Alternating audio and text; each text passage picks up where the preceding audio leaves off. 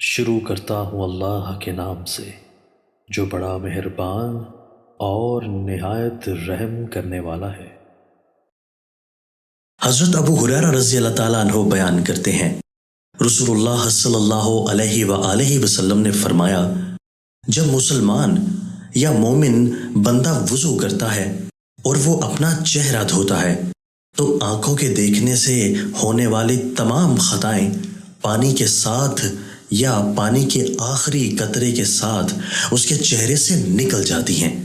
پس جب وہ اپنے ہاتھ دھوتا ہے تو اس کے ہاتھوں سے جو خطائیں سرزد ہوتی ہیں وہ پانی کے ساتھ یا پانی کے آخری قطرے کے ساتھ اس کے ہاتھوں سے نکل جاتی ہیں۔ پس جب وہ اپنے پاؤں دھوتا ہے تو اس کے پاؤں سے جو خطائیں سرزد ہوتی ہیں پانی کے ساتھ یا پانی کے آخری قطرے کے ساتھ اس کے پاؤں سے نکل جاتی ہیں،